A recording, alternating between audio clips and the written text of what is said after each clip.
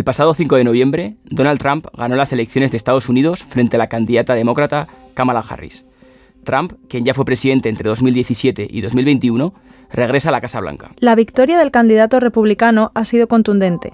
Ha ganado en 31 de los 50 estados y ha obtenido la mayoría en las 2 cámaras que componen el Congreso. Esta vez, Trump ha conseguido el voto de 10 millones de ciudadanos más que en 2016, cuando perdió el voto popular frente a Hillary Clinton, y ha logrado imponerse en todos los estados en disputa, los denominados swing states. Pese a las condenas en firme y juicios pendientes, así como la oposición de algunos sectores del Partido Republicano y la candidatura sorpresa de Kamala Harris por parte del Partido Demócrata, Donald Trump ha conseguido aumentar sus apoyos en la mayoría de los sectores de la población, destacando el incremento entre los hombres latinos y las personas con rentas bajas. Bienvenidos y bienvenidas al 4º episodio de la 5ª temporada de Conversaciones Elcano, el podcast del Real Instituto Elcano. Somos Ignacio Urbasos y Raquel García, investigadores de Elcano y presentadores de esta temporada. En este episodio vamos a hablar de la victoria de Donald Trump en las elecciones estadounidenses e intentar entender qué esperar de los próximos 4 años. Conversaciones Elcano, temporada 5, episodio 4. Trump vuelve a la Casa Blanca. Hello to our great sports fans, and I hope you're having a fantastic time. We're 2 days away from the most important election in the history of our country. We've got to save our country.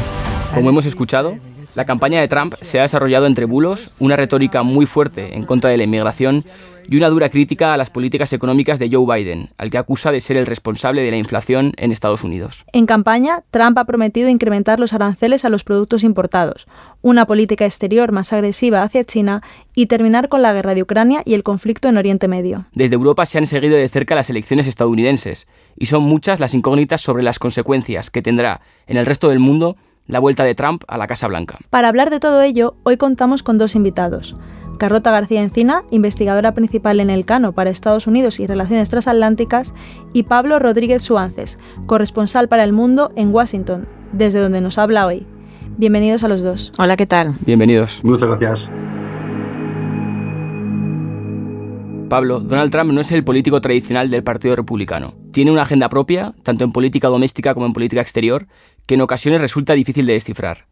Para la campaña se ha rodeado de los perfiles más conservadores de su partido y también de personalidades como la de Elon Musk, y ha rechazado frontalmente lo que él denomina como el establishment de Washington. Ya sabemos que Marco Rubio será su secretario de Estado y que Michael Waltz será su asesor de seguridad. ¿Qué podemos esperar del nuevo equipo de Donald Trump en la Casa Blanca? Bueno, yo creo que no estamos en el año 2016. Ya no puede haber engaños ni autoengaños, ya no puede haber ni esperanzas ni falsas esperanzas.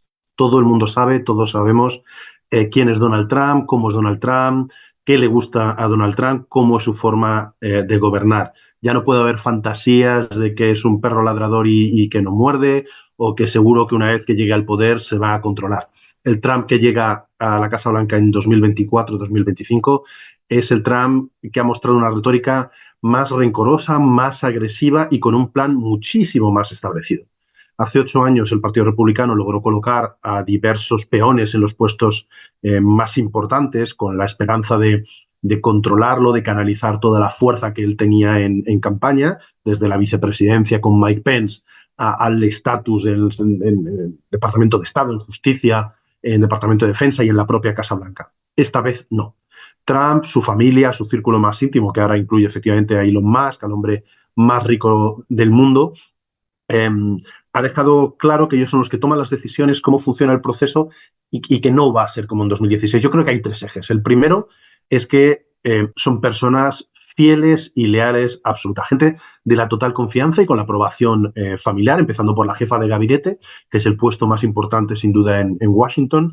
Va a ser Susie Wiles, que ha sido su jefa de campaña también durante los últimos 4 años, la única persona que ha aguantado al lado de Donald Trump durante 4 años y más en campaña.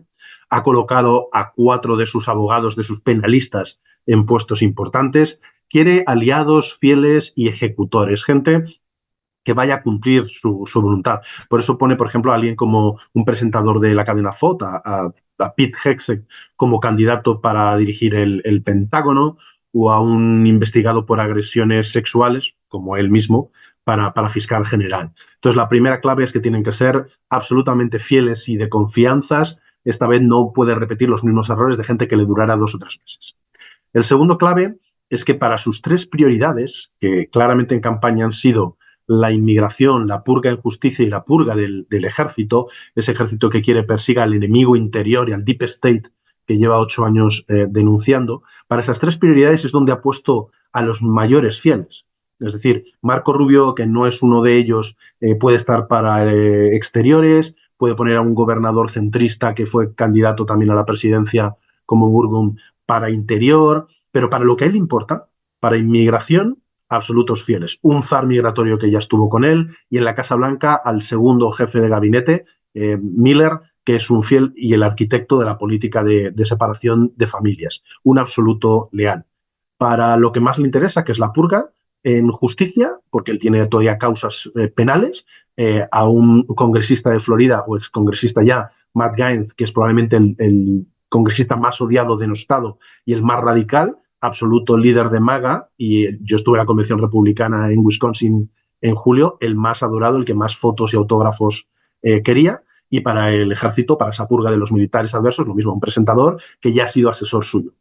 Y el tercer eje, que ese grupo en política exterior, es que tienen que ser halcones con China, halcones con Irán e incondicionales absolutos de Israel. Yo creo que esos son más o menos los tres ejes que explican de lo que se está rodeando ahora. Pablo, el legado que deja Joe Biden en política exterior es especialmente complicado, sobre todo en los conflictos en Ucrania y en Oriente Medio, en una fase crítica en ambos casos. De hecho, todos recordamos las protestas estudiantiles en Estados Unidos por la situación en Gaza. Y a esto hay que sumar una mayor contestación por parte de otros actores internacionales a la hegemonía estadounidense. ¿Hasta qué punto ha pasado factura la política exterior de Biden a la candidata demócrata Kamala Harris? Bueno, ya sabéis que generalmente la política exterior no es un asunto principal en las campañas estadounidenses. Ha habido excepciones en el pasado, pongamos guerras de Vietnam y similares, pero en 2024 no. Ha sido una cuestión completamente secundaria, marginal en los debates presidenciales y vicepresidenciales. Lo que importaba era la economía, la inflación, los peligros de la democracia, el aborto, los temas clásicos quizás en la política americana. Pero dicho eso, el peso que haya podido tener la política exterior ha sido claramente en contra del gobierno de Joe Biden y por ende de Kamala Harris. Mira, yo por ejemplo estuve en Michigan, uno de los swing states, de los 7 estados clave que al final han votado todos por Donald Trump, y allí es donde la población árabe y musulmana es más fuerte. Estuve en lugares como Dearborn o Hamtramck, que Dearborn es la ciudad más grande con más mayoría árabe. De 110.000 habitantes son el 55, el 60%, tienen un alcalde árabe y musulmán, y allí ha acabado ganando Donald Trump. No porque fuera el más votado, sino porque el odio de la población y la movilización de la población musulmana y árabe contra el Partido Demócrata, contra Joe Biden y Kamala Harris, por su silencio en las guerras de Gaza y de Líbano, o por su apoyo a Israel casi incondicional, les hacía imposible votar. Optaron por una tercera candidata, Jill Stein, del Partido Verde, claramente la única pro-árabe en todo el espectro político norteamericano. Donald Trump se rodeó de imanes en un mitin en Nueva York, tiene un suegro libanés, aunque sea cristiano. Algunos de estos alcaldes árabes estaban a su lado, mientras Kamala Harris y el Partido Demócrata silenciaban completamente a la población árabe, palestina y musulmana. No les permitieron estar en la convención demócrata en agosto en Chicago, nunca han aparecido en un mitin, no ha hecho ningún tipo de visita. Los jóvenes, los musulmanes, los jóvenes en general del país más a la izquierda no votaron por ella, y ha sido uno de los factores claves en Michigan. Yo creo que Donald Trump ha logrado dos cosas: vender dos cosas sin precedentes. Vender que el país, que Estados Unidos, es lo que llama un cubo de basura, un agujero negro. Es el primer presidente de la historia que gana diciendo que no es el mejor país del mundo, sino una porquería. Esto es realmente el ambiente que ha logrado crearse, esa depresión generalizada entre la población, ese pesimismo, es muy llamativo. Y la receta que ofrece es el America First, que siempre vaya todo por delante los estadounidenses, que todos los recursos que se están utilizando en política exterior para guerras fuera de Estados Unidos, especialmente las de Ucrania, va a ser para los americanos. Y ese aislacionismo en política exterior es claramente muy atractivo para una población creciente, y yo diría que mayoritaria ahora mismo en Estados Unidos. Y los demócratas han sido completamente incapaces de revertirlo. La América conservadora ve esos miles de millones, decenas de miles de millones yéndose a Kiev. En campaña se ha hablado sobre todo de Oriente Medio, pero por la matanza del 7 de octubre. Los americanos ven las noticias de complot de Irán para hackear los teléfonos de los candidatos o para intentar mandar matar a Donald Trump y responsabilizan de todo ese caos, de ese jaleo mundial a Joe Biden, a los demócratas, y ven una candidatura que ofrece basta de guerras. Y en esa situación, claramente, ese discurso ha calado. Yet today's pronouncement by President Trump is such an occasion. We're profoundly grateful for the president for his courageous and just decision to recognize Jerusalem as the capital of Israel and to prepare for the opening of the U.S. Embassy here. Acabamos de escuchar al primer ministro israelí, Benjamin Netanyahu, en 2017, agradeciendo a Trump su decisión, como presidente de Estados Unidos, de reconocer Jerusalén como capital de Israel. Carlota, Trump es un gran aliado del primer ministro israelí y ambos mantienen una relación estrecha y de entendimiento, como nos acaba de comentar Pablo. Sin embargo, Oriente Medio ha cambiado mucho desde los acuerdos de Abraham que logró en su primer mandato. El proceso de normalización de Israel en la región está en un punto muerto, e Irán y Arabia Saudí han experimentado un acercamiento con la mediación de China. ¿Cuáles crees que serán las prioridades de la nueva administración para Oriente Medio? Yo creo que nadie tiene una bola de cristal, así que yo creo que conviene recordar que hasta el 20 de enero no vamos a tener una nueva administración. Dicho sea esto, yo creo que hay pocos políticos que sean tan populares entre los israelíes como lo es Donald Trump.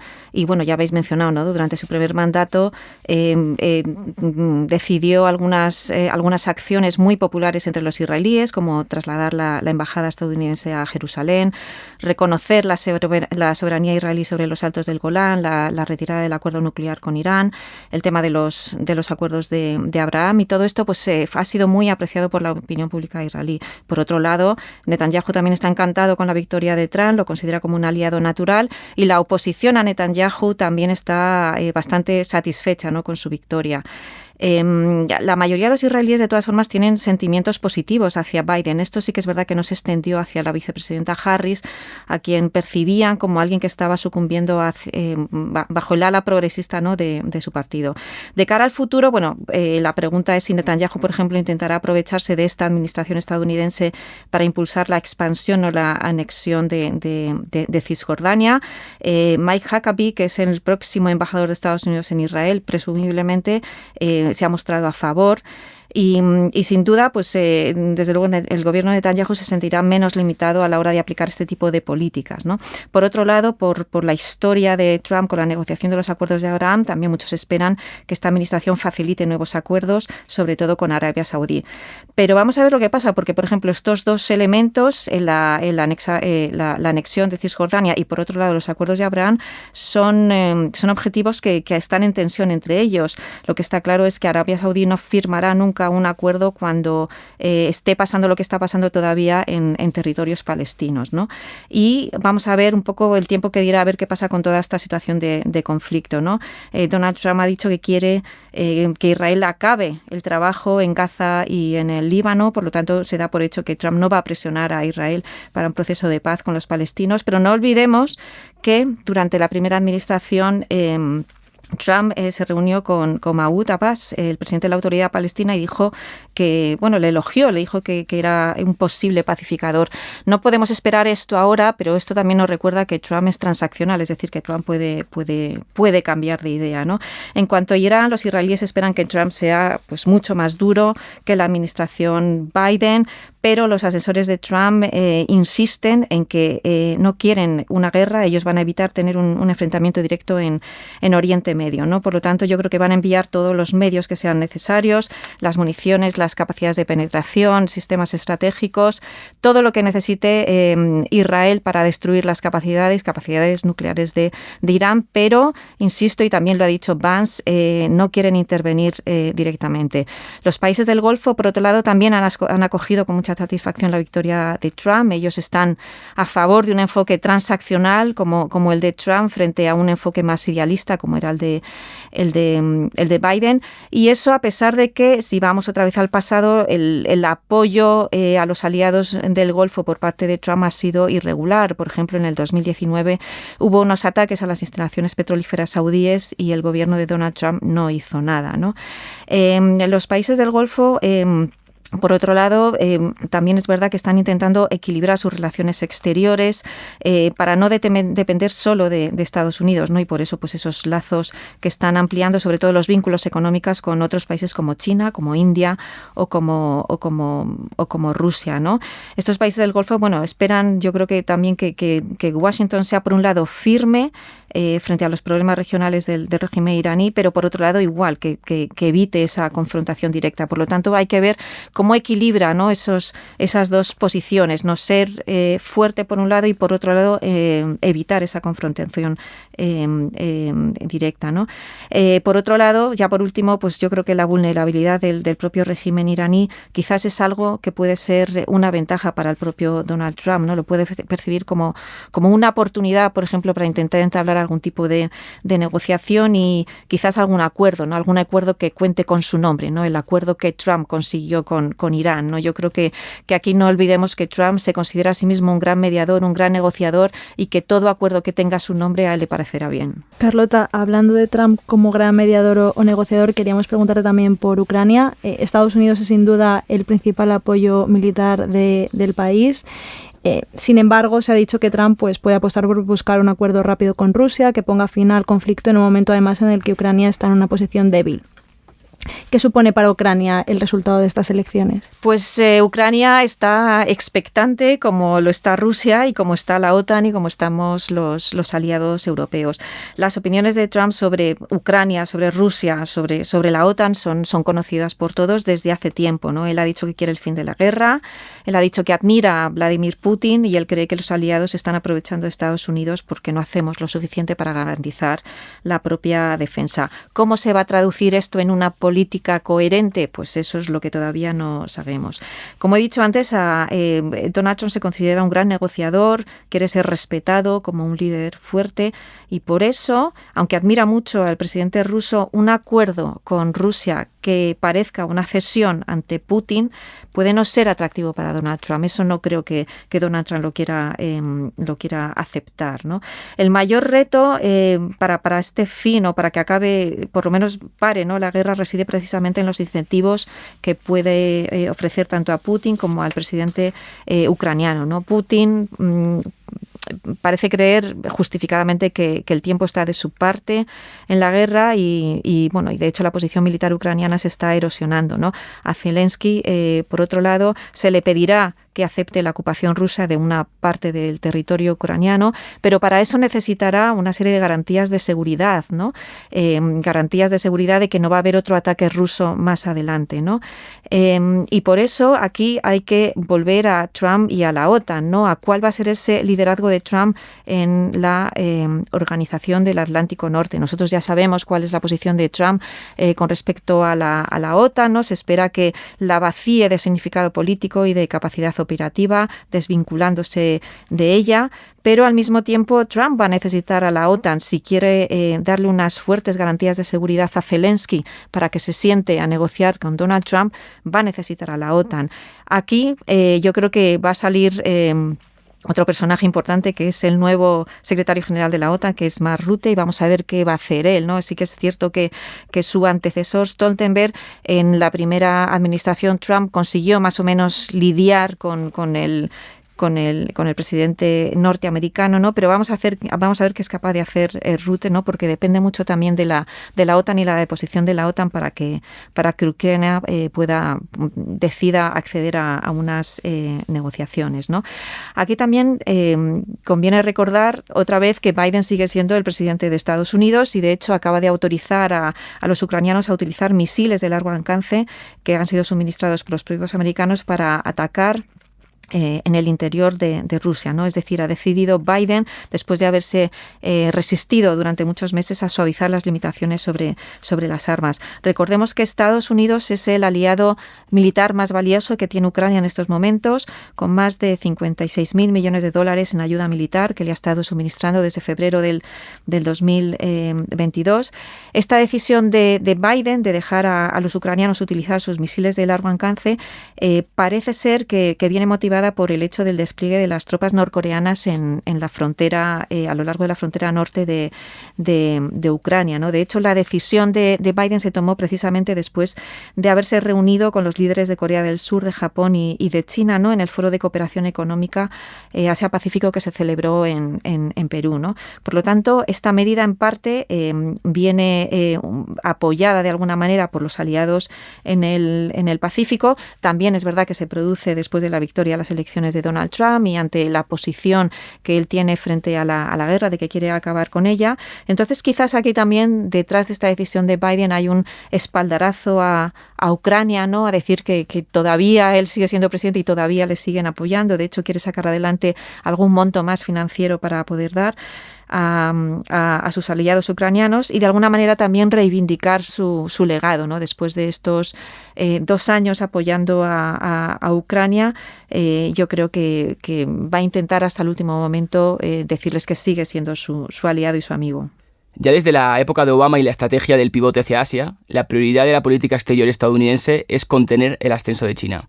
En su primera etapa, Trump apostó por medidas comerciales muy agresivas contra China, que la administración Biden ha continuado posteriormente. En campaña, Trump ha prometido incrementar la presión sobre Pekín, especialmente en el ámbito económico. Carlota, ¿cuál crees que será la política hacia China de Trump? Pues lo primero es esas medidas, ¿no?, que has comentado, esos aranceles del 60% que quiere imponer a China. Parece ser que es una de las principales medidas que va a llevar a cabo nada más llegar a la Casa Blanca. Yo creo que aquí una de las cuestiones claves es la rapidez, ¿no? La rapidez con la que Donald Trump impondrá esos aranceles y, por lo tanto, si estará dispuesto antes a negociar un acuerdo comercial mejorado, ¿no? No sé si recordáis ese acuerdo comercial fase 1 que se firmó en el 2019 con China, precisamente para poner fin a la guerra comercial que él había comenzado, y al final todo esto se vio interrumpido por la irrupción precisamente de la pandemia, ¿no? Entonces hay dudas si va a haber tiempo para negociar un acuerdo comercial tipo ese fase 1, ¿no?, que vimos en el 19, y luego por otro lado hay que ver cuál es la posición de Xi Jinping, ¿no? Si él también está dispuesto a poner sobre la mesa un posible acuerdo quizás en las próximas semanas, ¿no? Aquí, cuando hablamos de China, yo creo que también es interesante ligarlo con las 2 guerras que precisamente Donald Trump ha dicho que va a acabar, que son las de Ucrania y las de Oriente Medio, ¿no? La medida en que Trump considere a China un obstáculo o una contraparte útil para poner fin a estas 2 guerras puede influir también en la orientación general de su política hacia China, ¿no? Por lo tanto, yo creo que Trump y su administración estarán muy pendientes de cómo Pekín esté gestionando sus relaciones con Moscú, con Corea del Norte, con Irán y con estados de Oriente Próximo en los próximos meses, precisamente quizás para ver pues qué orientación general de su política hacia China va a llevar a cabo, ¿no? Aquí también hay que hablar del caso de Taiwán. La posición de Donald Trump con respecto a Taiwán también ha sido ambigua, si nos vamos al pasado y a su primera administración. Por un lado, algunos pueden esperar pues que exija a Taiwán que asuma un mayor coste económico por su defensa, o si no, Estados Unidos también puede amenazar con reducir significativamente el compromiso de Washington con la defensa de Taiwán.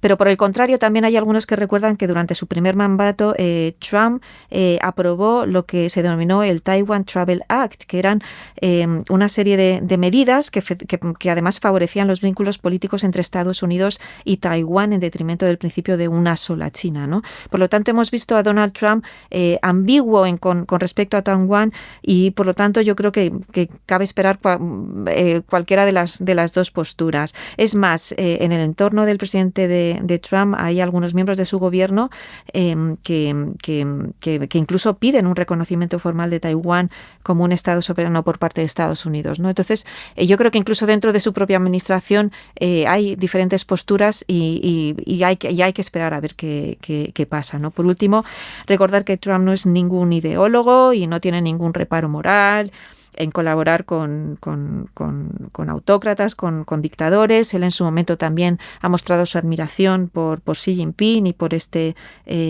país, por China. Por otro lado, como he dicho, hay otra gente, ¿no?, en la órbita de Trump que cree que el Partido Comunista Chino es realmente una amenaza existencial para Estados Unidos. y por lo tanto hay que ver un poco pues Donald Trump cuál es la visión de futuro que va a decidir impulsar. Y por último, yo creo que aquí hay que hablar de Elon Musk, ¿no? Elon Musk parece ser que es alguien que va a tener bastante más influencia en Donald Trump. Y por ejemplo, Elon Musk ha viajado últimamente mucho a China, está muy interesado en cooperar en el tema de inteligencia artificial con los científicos chinos. Es un mercado muy grande para sus automóviles, para sus negocios, y él parece ser que cuando va a China se presenta como aquel que va a poder contener de alguna manera una política dura de Donald Trump hacia China, ¿no? De hecho, Elon Musk está en contra del propio decoupling, ¿no? Por lo tanto, vamos a ver hasta qué punto Elon Musk también puede influir en esta visión que tiene Trump de China, y quizás hay una posibilidad para que no sea tan dura, ¿no?, como algunos estiman.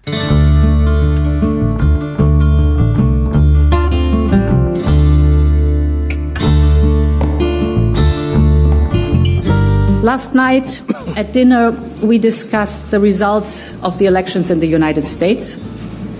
The United States is our biggest economic and trading partner. We share a unique historical bond, and our citizens share millions of friendships across the Atlantic.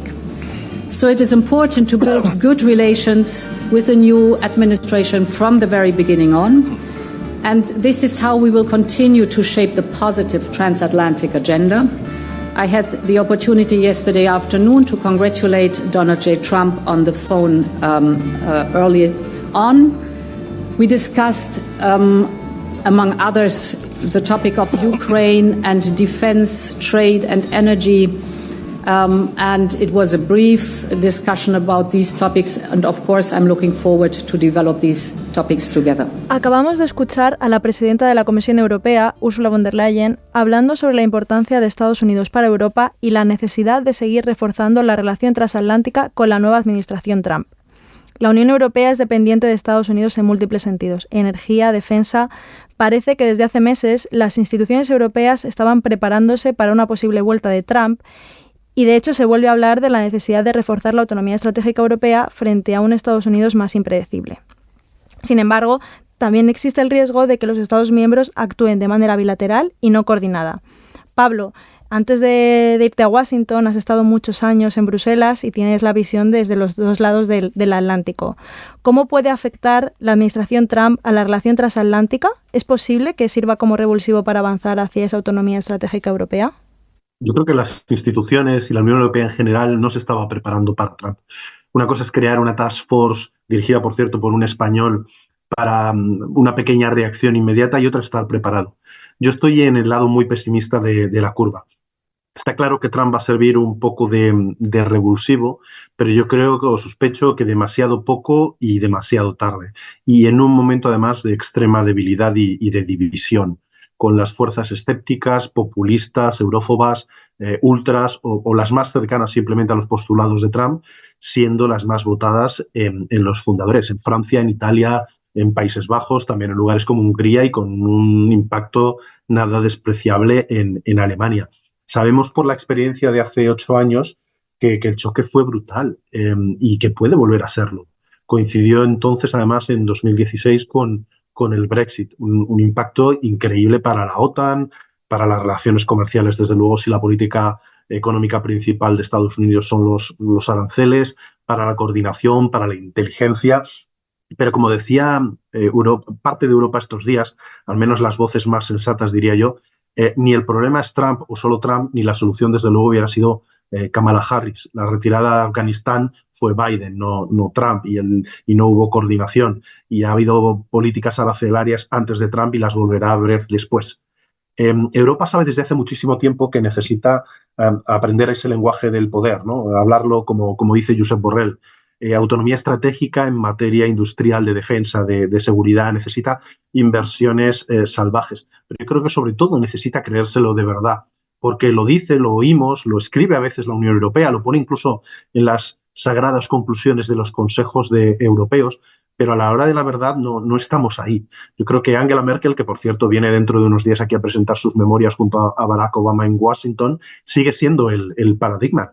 Hay muchos que pensaron y que piensan todavía que volverá a ocurrir, que Trump era una mera anomalía y que todo puede volver a ser como antes, más o menos, cuando se vaya dentro de 4 años. Y hay que mirar lo que hacen, no lo que dicen. Y de la misma manera que después de una crisis financiera sin precedentes desde 1929 y de tomar medidas económicas potentes, pues nunca hemos llegado a completar la unión bancaria, y si vuelve a haber una crisis bancaria enorme vamos a tener problemas, está ocurriendo en materia de seguridad, de defensa y de política exterior. Sabemos que la Unión Europea es algo muy lejano para la ciudadanía, que es difícil de comprender, que los gobiernos nacionales se apropian de los éxitos y luego exportan los fracasos.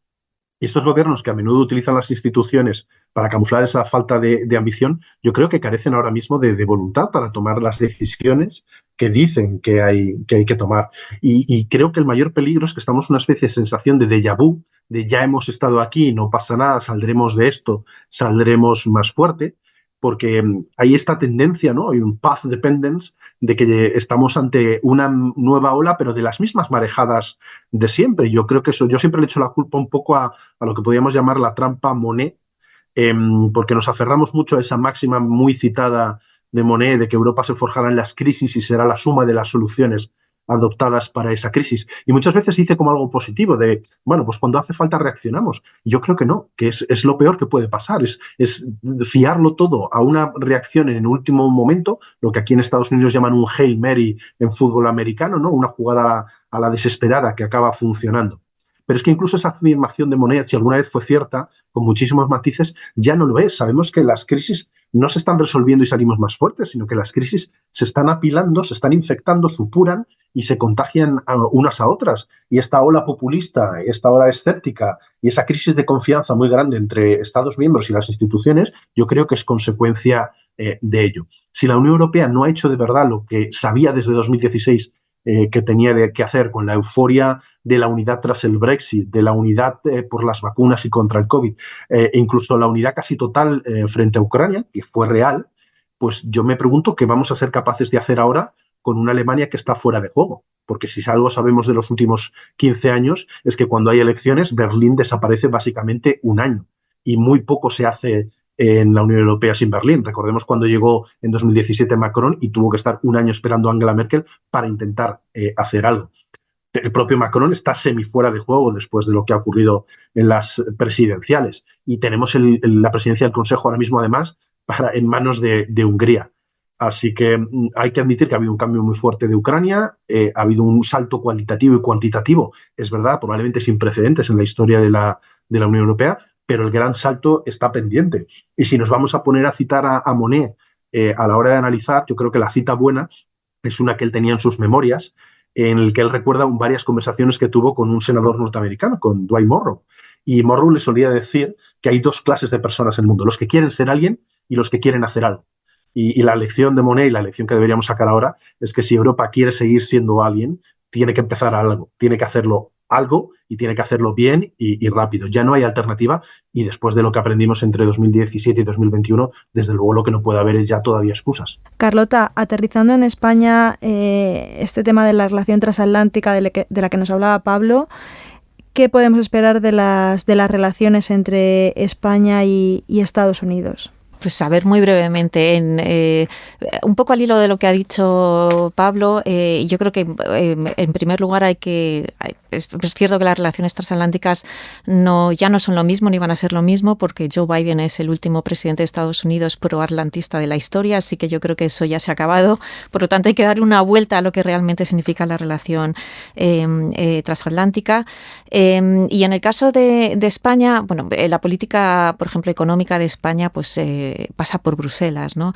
La política de defensa también pasa por el cuartel general de la OTAN. Pero sí que es verdad que cuando hablamos de la relación transatlántica no solo son las relaciones entre Washington y la Unión Europea y dentro de la OTAN, sino que nos olvidamos de la parte de las relaciones exclusivamente bilaterales, ¿no? Y aquí entro yo en la parte de la relación bilateral entre España y Estados Unidos. Es una relación asimétrica porque es la relación con una gran potencia como es Estados Unidos, pero que ese gap, esa brecha se ha ido reduciendo, ¿no? Y tenemos una una relación donde la pata de defensa sigue siendo básica, es el elemento de unidad en la relación, pero donde en el ámbito económico y de inversiones pues ha crecido muchísimo, en el ámbito de la energía, en el ámbito digital, en el ámbito de cooperación en temas de migración en América Latina. Es decir, es una relación que yo creo que en los últimos años ha tenido un revulsivo, se ha impulsado muchísimo, y ahora con la nueva administración Biden pues hay que ver hasta qué punto esa relación exclusivamente bilateral puede seguir su cauce, no tiene por qué verse contaminada. Por ejemplo, todas las empresas que ya están en Estados Unidos, que están aprovechándose, por ejemplo, de esos grandes paquetes legislativos como el IRA, el plan de infraestructuras, etcétera, pues están invirtiendo. Para ellos es un mercado fantástico, y yo creo que para ellos no va a haber ningún problema, ¿no? Sí que es verdad que en el ámbito exclusivamente político no va a haber sintonía, creo yo, entre un gobierno de coalición de izquierdas y un gobierno trumpista, ¿no? Eso ya lo hemos visto en el pasado. Sintonía política, afinidad política, yo creo que va a haber bastante poca, ¿no? Pero, insisto, yo creo que los lazos económicos, el tema de defensa, tenemos 4 destructores en rota, van a venir 2 más, y eso sigue, o sea, eso no se va a cambiar, además, teniendo en cuenta la inestabilidad en Oriente Medio, ¿no? Por lo tanto, yo creo que eso también hay que cuidarlo, hay que hacerse visibles en Washington, hay que hablar con el gabinete, con la gente que haya, hay que hacer visibles nuestros intereses allí en Washington. Y luego algo que siempre olvidamos es que Estados Unidos es algo más que Washington D.C. Entonces yo me pondría a hacer hincapié en las relaciones entre España y cada uno de los estados, entre Texas, entre California, Nuevo México, Nevada. Es decir, nos olvidamos del federalismo de Estados Unidos. O sea, Washington tiene poder, pero eso convive con los gobiernos de unos estados que tienen sus gobernadores, tienen sus congresos y tienen su autoridad, ¿no? Y por lo tanto, quizás ahora es el momento de hacer muchísimo más hincapié en la relación estadual, ¿no? Con cada uno de los estados, para mantener esa relación bilateral que iba viento en popa, ¿no? Y yo creo que todavía hay oportunidades que podemos aprovechar. Para terminar, estamos preguntando esta temporada siempre por una recomendación de un libro para nuestra audiencia, y en este caso nos gustaría que nos dieseis alguna idea para entender qué ha pasado estas elecciones y qué podemos esperar de la nueva administración. Empezamos contigo, Carlota. Puede ser un libro o también una película, si queréis. Yo me voy a ir yo creo que a lo más básico, ¿no? Yo creo que hay que leerse el libro de Hillbilly Elegy de Vance, ¿no? Del vicepresidente que escribió cuando realmente él saltó a la luz pública, ¿no? Y donde inmediatamente después, bueno, estaba en contra, ¿no? de Donald Trump, aunque luego cambió de bando. Yo también leería el The America We Deserve, que es un libro que escribió Donald Trump en el año 2000, cuando dijo que iba a presentarse a las elecciones. Al final no lo hizo, pero es como un compendio de lo que sería esto en el año 2000, su administración Trump. Y ahí habla de China, habla del crimen, habla de inmigración, habla de los aliados. Es decir, a Trump ya le conocíamos y lo ha dejado plasmado ya a lo largo de la historia, y en este libro es uno de ellos. Y por último hay un libro del siglo pasado de Sinclair Lewis, que es Esto no puede pasar, y este es un libro en el que hay un editor de un diario muy liberal que se queda prendado de un demagogo muy carismático que al final le impone un gobierno autocrático en Estados Unidos, ¿no? Y bueno, pues Sinclair le dice a sus lectores que no se preocupen porque esto va a pasar, ¿no? Esto llegará un momento en que el gobierno autoritario caerá, y vemos que ese gobierno no cae, ¿no? Y al final de alguna manera se da cuenta de que precisamente el esperar que eso no se vuelva a repetir, pues ha sido culpa de ellos, ¿no? Que de alguna manera se lo merecían porque no se dieron cuenta de lo que tenían ahí, ¿no? Y en esa primera administración Trump, ¿no? En el 2016, es un libro al que muchos políticos y mucha gente en Estados Unidos recurrió un poco al ver este fenómeno como era Donald Trump. ¿Y tú, Pablo? Pues bueno, como Carlota ha hecho trampa y ha hablado de 3 libros, yo tenía solo pensado uno, pero voy a meter 2 entonces. Pues mira, voy a hacer recomendaciones que son un poco más sideline. El primer libro se llama The Kingdom, the Power and the Glory, El reino, el poder y la gloria, sobre los evangélicos americanos en la época de los extremismos, de un periodista del Atlantic que se llama Tim Alberta, persona religiosa, hijo de un pastor evangélico, que arranca el libro contando cómo en la muerte de su padre, pastor muy querido en la comunidad durante 25 años, muchos de los feligreses que lo conocían él de toda la vida le atacaron y le insultaron y le reprocharon las cosas que escribía de Donald Trump. Y cuenta Alberta en el libro la transición que ha sufrido el movimiento evangélico norteamericano, desde un movimiento en los 80 y en los 90 eminentemente moral, cuando fue la época de la mayoría moral de Jerry Falwell y de muchos predicadores muy conocidos en Estados Unidos, y como un movimiento que era claramente conservador y con ideas políticas muy claras y siempre partidarias del Partido Republicano, se ha convertido en cambio en un movimiento de nacionalismo cristiano, y que representa muy bien, yo creo, lo que fuera de Estados Unidos no somos capaces de entender a veces del fenómeno Trump, ¿no? Y es el ejemplo más extremo. Si alguien que era extremadamente moral, como el evangelismo, que se movilizó contra Bill Clinton por su falta de moralidad, ha logrado convertirse en un ejército a favor de Donald Trump, pese a que es probablemente el presidente más inmoral o amoral bajo sus códigos, y encima ni siquiera creyente, defensor del aborto en el pasado, es decir, lo contrario, cómo este movimiento ha sido capaz de transformar toda esa retórica con tintes bíblicos para decir que, bueno, que Dios escribe en renglones torcidos y que es el mensajero que les ha enviado, porque en el fondo todo se ha convertido en una cruzada cultural, en una guerra cultural, y si el ariete que tienen que utilizar es un personaje como Donald Trump para defender lo que consideran sus valores ante la decadencia de, pues, bueno, en este caso una minoría religiosa blanca ante un Estados Unidos que está cambiando, y entonces explica cosas terribles de esa movilización política y que yo creo que ayudan a entender muy bien cómo han podido votar a Trump colectivos que claramente están incluso en contra desde lo más profundo de sus convicciones. Y el segundo libro se llama Exurbia Now, el campo de batalla de la democracia americana, de otro periodista que se llama David Masciotra.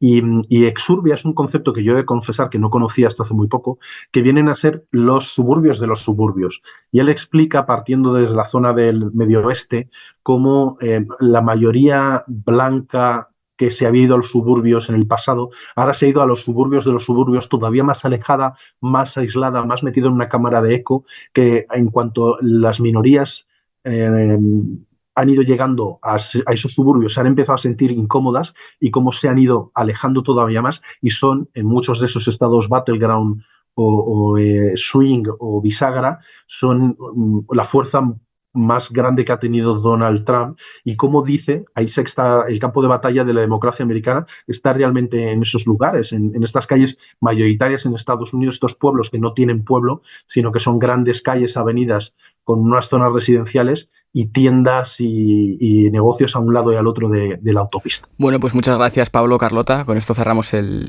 podcast. Muchas gracias por venir hoy con nosotros. Gracias a vosotros. Muchísimas gracias. Un abrazo. Un placer. Gracias. Conversaciones Elcano. ¿Cómo nos afecta lo que pasa en el mundo?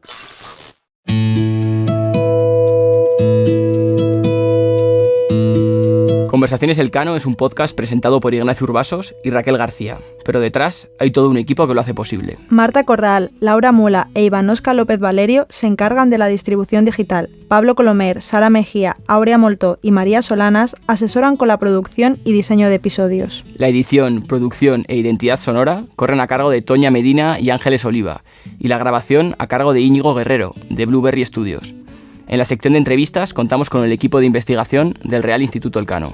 Puedes seguir Conversaciones Elcano en las principales plataformas de podcast. Estamos en Spotify, Apple Podcast e iVoox, entre otras. Si quieres conocer los temas que tratamos aquí con mayor profundidad y estar al día de todas nuestras actividades, visítanos en la web del Real Instituto Elcano, www.realinstitutoelcano.org, o síguenos por X, Twitter en @rielcano. Y si no quieres perderte ninguno de nuestros episodios, suscríbete a nuestro podcast.